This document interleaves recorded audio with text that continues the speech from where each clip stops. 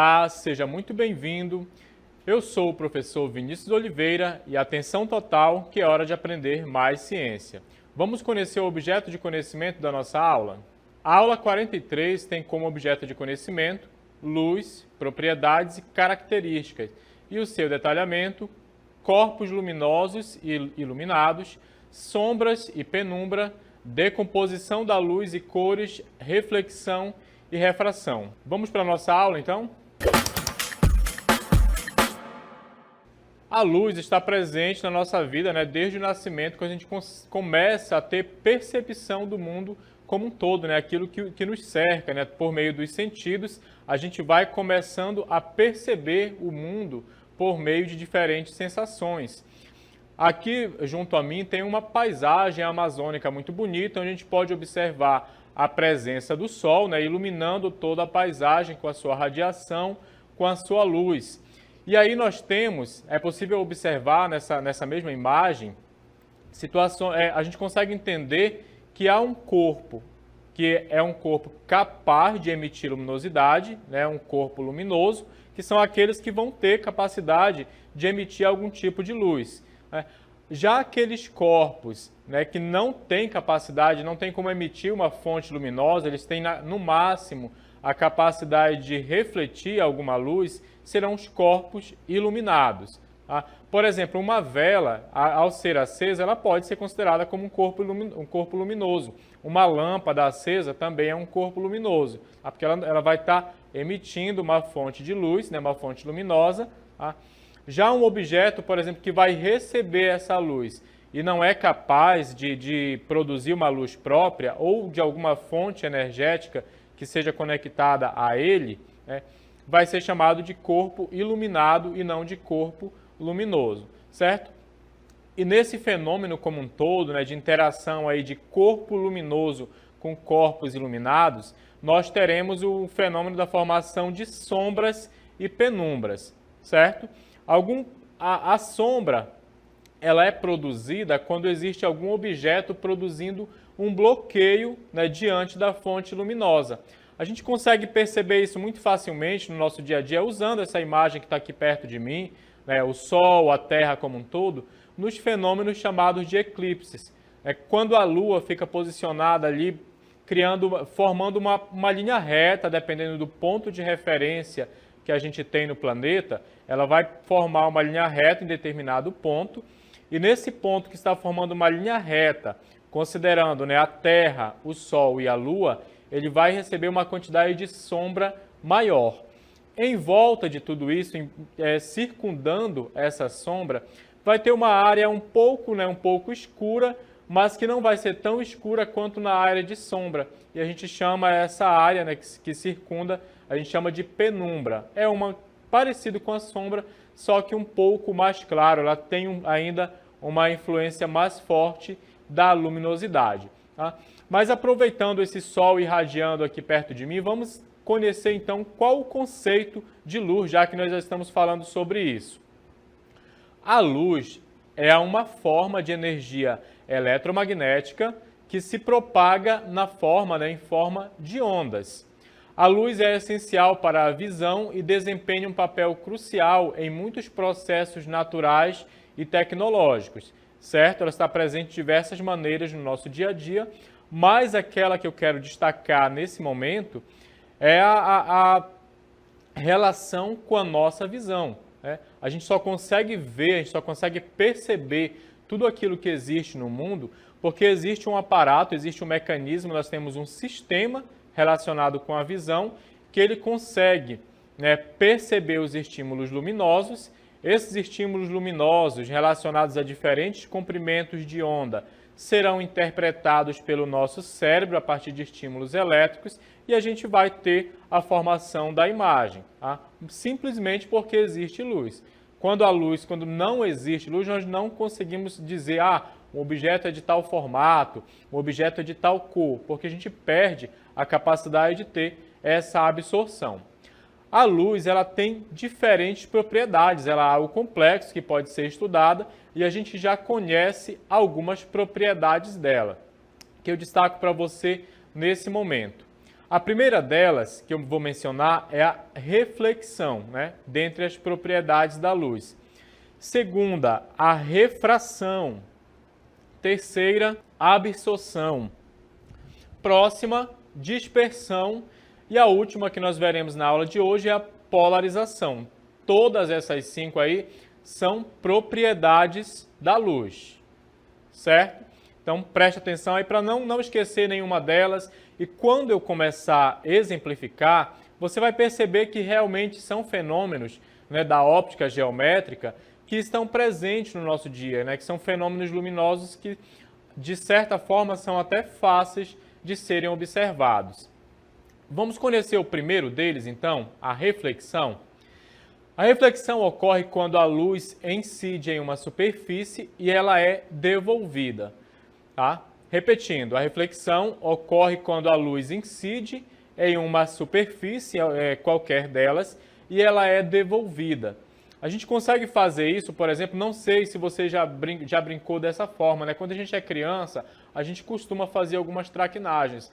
Então a gente acha ali um pedaço de espelho quebrado, né? E a gente coloca na direção do sol, né? E a gente reflete ele em algum lugar, né? Às vezes no rosto do nosso coleguinha só para fazer maldade. Não faça isso, tá? É uma brincadeira chata, mas que a gente às vezes faz, né? Para ver o comportamento da luz e aquilo ali vai gerar um incômodo. Por quê?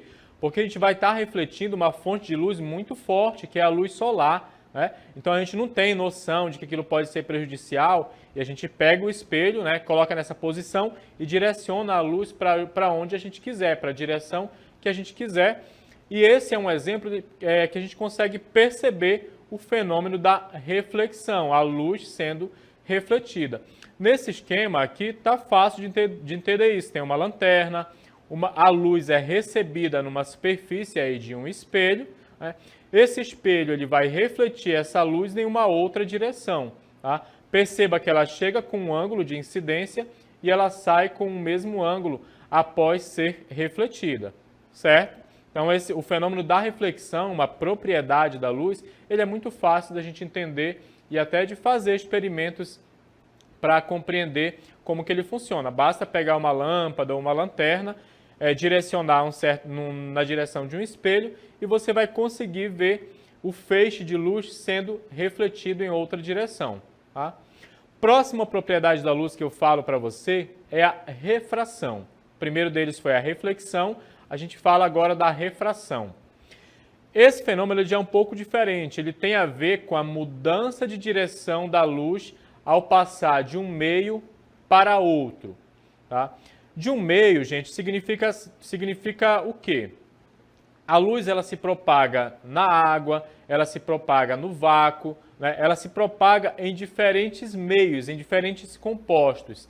Dependendo das características físicas desse meio, ela vai se propagar de forma mais rápida ou menos rápida. O comportamento dela tende a mudar dependendo do meio em que ela está se propagando. É isso que esse conceito quer dizer.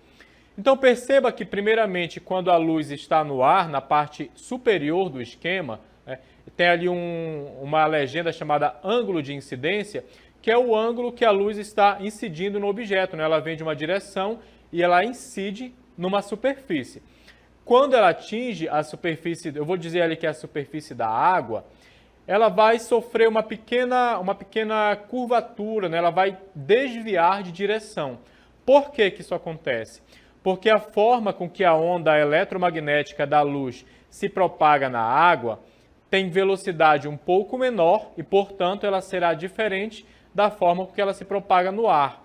Fazendo uma analogia, mas não é exatamente a mesma coisa, lembre do seguinte, é muito mais fácil caminhar fora da água do que caminhar dentro da água. O nosso corpo fica mais pesado, a resistência daquele meio é maior, né? A mesma coisa para a luz, é um meio mais denso, mais difícil dela se propagar, mas ainda assim a luz vai, né, conseguir penetrar dentro da água, mas sofrendo um pequeno desvio no seu ângulo, naquele ângulo que ela vinha. Esse copo aí ao lado com um lápis dentro, né, você pode fazer esse experimento em casa, né? Pega um copo de vidro, você vai colocar na sua frente com um pouco de água. Quando você colocar o lápis dentro, vai dar a impressão de que ele ficou torto.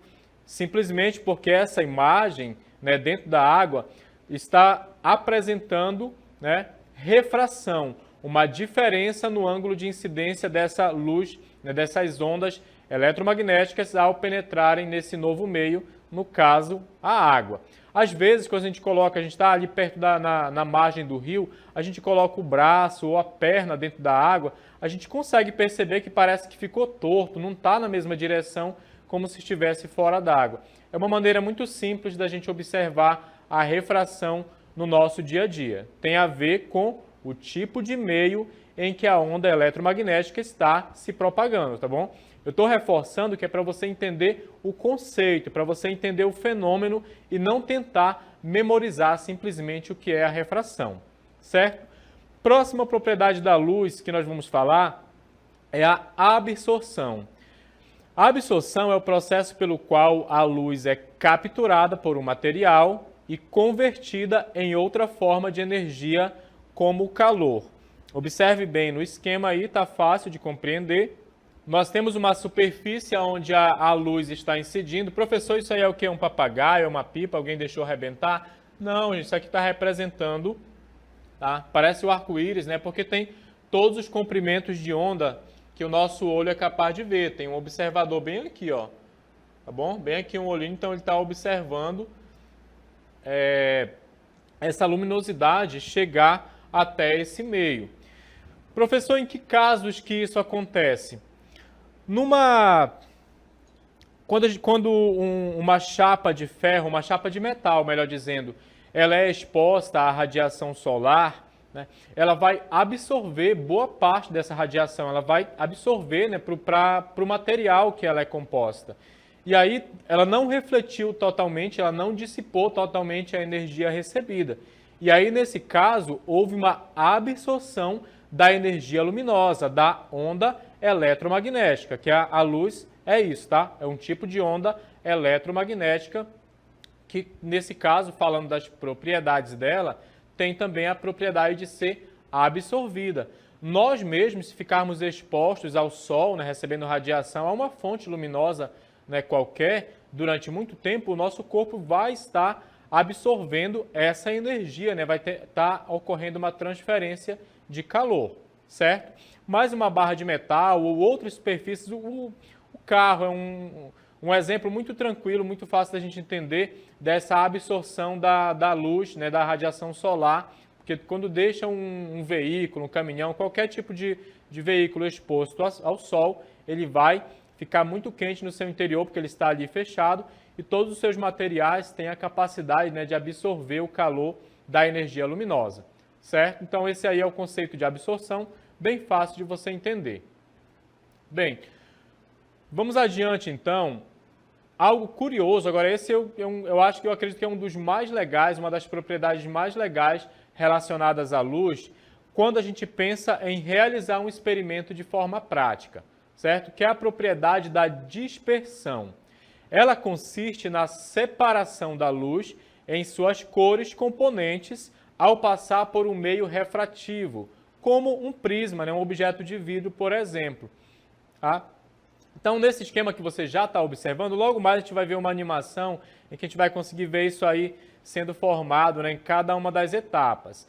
Então, a gente tem um meio aí, né, que inicialmente uma luz branca, ela se transforma, não vou explicar exatamente agora porque primeiro está a luz branca, qual é a direção, se é da esquerda para a direita ou da direita para a esquerda. Depois da animação eu falo para você. Inclusive, esse foi um experimento realizado, né, por Isaac Newton em 1666. Né? Havia ali uma situação de isolamento, né? Todo mundo estava, devido a uma pandemia que estava acontecendo na Europa, então as pessoas tiveram que ficar em casa, e aí Isaac Newton, como era extremamente inteligente, ele não existia, né, as redes sociais como existem hoje, que tomam muitas vezes muito do nosso tempo, então o que eu vou fazer? Eu vou estudar física, vou fazer experimentos, e foi isso que ele fez.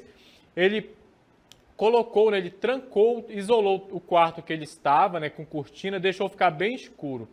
E a partir daí, ele deixou entrar um único feixe de luz, e aí eu vou explicar junto com a animação, que fica mais fácil de compreender o que ele observou naquele momento que ele deixou apenas um único feixe de luz adentrar o ambiente que ele estava ali isolado durante a pandemia que se passava pela Europa no ano de 1666.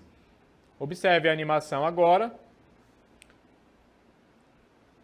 A primeiro aí tá, não é uma pirâmide do Egito, tá? É uma pirâmide, mas é de vidro. E aí vai ser apresentado um feixe de luz, um feixe luminoso, totalmente branco. Quando ele atingir esse prisma, tá? Há uma decomposição, né, da luz, certo? Porque ocorreu o quê? A dispersão. Como assim, professor Vinícius, dispersão? A luz branca, ela apresenta na sua composição, e foi isso que Isaac Newton observou, ela apresenta na sua composição todos os comprimentos de onda. Vá observando aí enquanto eu vou narrando. Ela apresenta na sua composição todos os comprimentos de onda. E aí, quando ela passa por um meio, né, que vai permitir o fenômeno da refração, esses comprimentos de onda vão ser separados, né? Um vai passar primeiro, outro vai passar depois, e a gente tem uma separação das diferentes cores do espectro visível, certo? Os nossos olhos não conseguem observar todas as cores, né? Existem comprimentos de onda que são invisíveis aos nossos olhos, mas nesse experimento aí ele conseguiu separar a luz branca nesses vários comprimentos de onda. Aí, ó, tem o roxo, tem o azul, verde, amarelo, verde, vermelho, laranja, certo? E aí Isaac Newton conseguiu determinar esses diferentes comprimentos de onda a partir desse experimento simples, mas que exigiu bastante inteligência por parte dele, certo? Próxima propriedade da luz que eu falo para você é a polarização.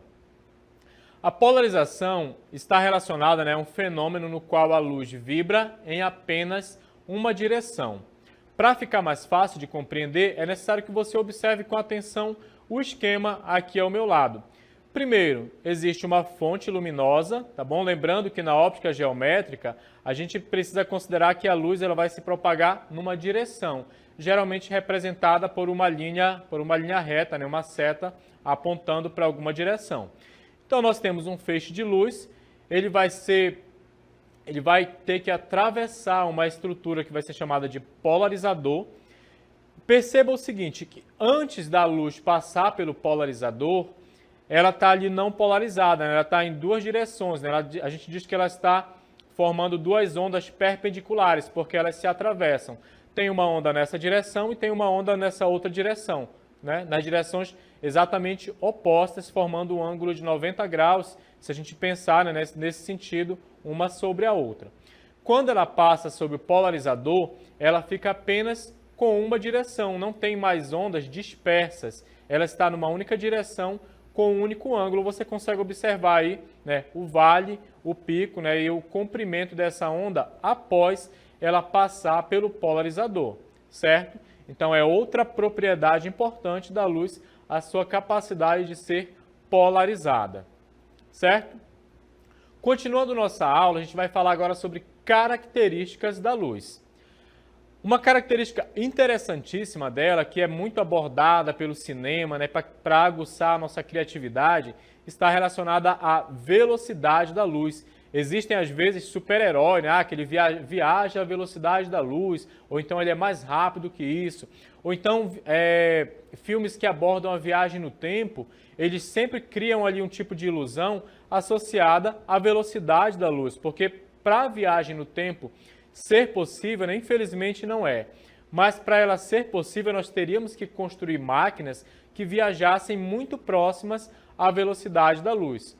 Outra característica muito legal da luz, né, dessa onda eletromagnética, é o seu espectro eletromagnético. E ele está relacionado àquilo que nós conseguimos ver e outras ondas que têm aplicação no nosso dia a dia, mas que a gente não consegue observar por meio da visão, né, sem nenhum equipamento especial. Às vezes, equipamentos especiais vão permitir que a gente consiga observar certas ondas eletromagnéticas fora do espectro visível a olho nu. E a terceira característica, né, curiosa da luz é a dualidade onda-partícula. O professor aí complicou. Dualidade, eu não sei o que significa isso. Onda já ouvi falar, partícula tudo bem, mas dualidade quer dizer o quê? Quer dizer que ora a onda pode se comportar como uma onda e outro momento ela pode se comportar como partícula, mas isso eu explico daqui a pouco. Primeiro vamos falar sobre a velocidade da luz. Tá?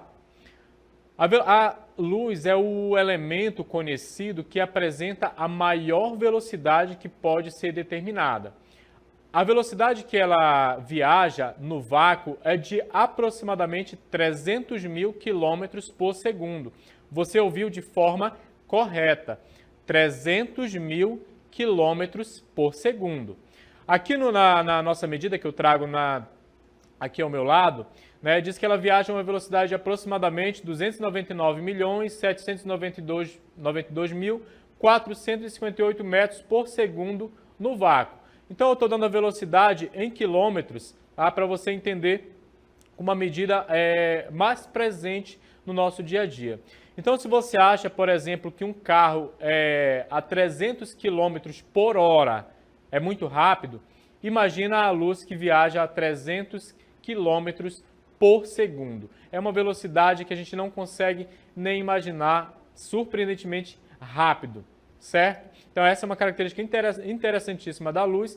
E eu coloquei aqui ao lado um caça, né, da Força Aérea, porque geralmente quando a gente pensa em velocidade, né, a gente pensa naqueles aviões mais rápidos utilizados pelas Forças Armadas. E perceba que os mais velozes deles, né, a maior velocidade atingida por um caça, né, que são aviões utilizados nas guerras, em torno aí de 3.600 km por hora, certo? Então nem se compara, nem chega perto à velocidade que a luz atinge ao viajar no vácuo. O vácuo é um meio que não vai ter oxigênio, não tem nenhum elemento químico, não tem água, não tem ar, é simplesmente nada. Então a luz vai percorrer ali na velocidade mais alta possível para ela própria viajar, certo? Segunda característica que eu trago para vocês, né, interessante sobre a luz, sobre esse elemento interessante presente no nosso dia a dia, é o seu espectro eletromagnético. A luz é visível apenas uma pequena parte do espectro eletromagnético, que inclui radiações como rádio, micro-ondas, infravermelho, ultravioleta, raio-x e raios gama. Tem aí exemplificações, né, um esquema para você compreender melhor qual seria o espectro da luz visível e aqueles que nós não conseguimos ver. Tá? Nós conseguimos observar nesse gráfico somente a luz aí que tem a lâmpada, que está com a legenda luz visível. Eu vou já mostrar para você com mais detalhes. Nós temos aqui, por exemplo, as ondas de rádio, né, que não estão no espectro visível, são ondas muito longas. Micro-ondas, né, quem já utilizou micro-onda, a gente vê a comida girando, a gente sabe que ela vai aquecer, mas não dá para ver as ondas ali agindo sobre as moléculas de água para aquecer o alimento. Infravermelho também só é possível visualizar por meio de equipamentos especiais. Tá? Ultravioleta, por exemplo, a gente passa o protetor solar quando está exposto ao sol para se proteger, né, dos raios, principalmente da luz ultravioleta, né, que causa dano às nossas células, ao DNA, mas ela não é visível a olho nu. Também precisa de equipamento especial para identificá-la. Raio-x, né, quando a gente vai fazer o exame, a pessoa lá que está operando o equipamento, ela coloca ali uma certa estrutura para proteger a gente desses raios, mas a gente não consegue ver. Quando a gente vê, o exame já terminou, né, já passou, a gente já foi atravessado por vários raios-x. E os raios gama, que são os mais perigosos, né, relacionados à radiação, causam sérios prejuízos à estrutura celular e ao nosso DNA. Né? Por exemplo, a bomba atômica, ela produz raios aí do tipo raios gama, devido aos elementos químicos pelos quais ela é formada. E a luz visível tem esse, né, localizado aqui nessa faixa, e é por isso que a gente vê vermelho, amarelo, verde, azul, roxo, por exemplo. Certo? Quanto à dualidade onda-partícula, primeiro entenda o seguinte, entenda as partículas. As partículas, elas ocupam uma posição no espaço, elas ocupam uma posição física no espaço e são dotadas de massa, têm forma definida, são bem localizadas, isto é, elas pode-se determinar facilmente sua posição. Essa seria a característica mais clara para determinar o que é uma partícula. Já as ondas são perturbações no espaço, não têm posição definida, não têm massa, são fenômenos que transportam energia e estão sujeitas aos fenômenos de reflexão, refração, difração e interferência. Tá? Como a luz consegue se comportar ora como onda e ora como partícula, a gente diz que ela apresenta dualidade onda-partícula. Certo momento ela vai, né, apresentar um comportamento ali como de partícula, será possível localizá-la no espaço, mas na maior parte do tempo ela vai apresentar o comportamento, né, fisicamente falando, de onda, certo? Então, por isso esse fenômeno aí da dualidade onda-partícula. Fenômenos relacionados à luz. Né? Eu trago 3 deles para vocês. Primeiro, a reflexão da luz, né, que é relacionada à lei de reflexão e espelhos, certo? Segundo deles, a gente vai ver cada um deles de forma mais detalhada, né, breve, mas de forma que você consiga compreender. Segundo deles, a refração da luz, que permite que sejam criadas leis para entender como que a luz, né, será refratada em determinado momento, experimento ou situação do nosso dia a dia. E o terceiro, a formação de imagens, que está ligada à óptica geométrica e formação de imagens em espelhos e lentes. Vamos ao primeiro fenômeno que está relacionado com a reflexão da luz. Para uma imagem ser refletida de um espelho, existem aqui vários princípios, existem ângulos que devem ser obedecidos e a imagem vai ser sempre formada de uma única maneira porque existem leis que regem a óptica geométrica relacionada à reflexão do espelho. Isso pode ser trabalhado de diferentes maneiras, os espelhos podem ser construídos de forma diferente e isso vai produzir também imagens diferentes a partir dessas leis. A segunda lei está relacionada à refração. Pode ser também chamada, né, de lei de Snell-Descartes. É aquela em que se calcula o valor do desvio sofrido pela refração da luz. Tá? Ela diz o seguinte, que os senos dos ângulos de incidência e refração são diretamente proporcionais às velocidades da onda nos respectivos meios. Então perceba aqui nesse gráfico, né, que nós temos um ângulo aqui, ó, o ângulo de incidência e temos um ângulo de refração. A luz, ela sofreu um pequeno desvio quando ela entrou nesse segundo meio. Quando ela vinha aqui nesse meio, que pode ser o ar, ela vinha com um ângulo de incidência, tá? E a velocidade com que esse feixe luminoso será, com que ele atravessará desse meio aqui para esse, tá? Terá influência sobre o ângulo de incidência nesse próximo meio aqui, tá bom? Representado por θ02, porque é o segundo ângulo de refração, certo? Não se preocupa com a complexidade, é só para você entender que ao atravessar de um meio para outro, a luz, o ângulo estará relacionado à velocidade e também à composição do meio. E o terceiro deles está relacionado à formação das imagens, certo? Esse é mais fácil de entender porque está muito presente no nosso dia a dia. Por exemplo, eu utilizo óculos para corrigir um defeito visual, certo? Você observa agora aí que estão apresentados 3 defeitos visuais, né? Miopia, hipermetropia e o astigmatismo. O primeiro deles, a miopia, ocorre um problema, né, no olho em que a formação da imagem vai ocorrer antes da retina. A retina é essa estrutura que fica bem aqui, ó, no final do olho. A imagem tem que chegar até as células dessa posição para que o cérebro interprete corretamente. Esse problema é corrigido utilizando lentes divergentes, certo? Aqui nós temos um exemplo de lente divergente aplicada e corrigiu o defeito visual chamado de miopia. Já na hipermetropia, o defeito visual, a imagem se forma depois e aí precisa de lentes convergentes, né, que vão concentrar o feixe luminoso aqui nessa porção para que o defeito visual seja corrigido e a pessoa enxergue adequadamente. Tá? O astigmatismo não está relacionado basicamente a isso, mas esse defeito visual também é utilizado lentes para sua correção. Tá? Elas não serão estritamente divergentes ou convergentes, muitas vezes serão um conjunto delas para corrigir esse defeito, certo? Bom, nessa parte final, agora que você já entendeu aí sobre a aplicação de lentes para correção de defeitos visuais, eu vou apresentar algumas aplicações da luz em outros exemplos do nosso dia a dia. A óptica, por exemplo, ela é utilizada em microscópicos, telescópios, câmeras fotográficas, a câmera do nosso celular, por exemplo, e na comunicação, como na fibra óptica, que permite, né, que dados sejam transportados em altíssima velocidade de um continente a outro, né, em pouquíssimos segundos, certo?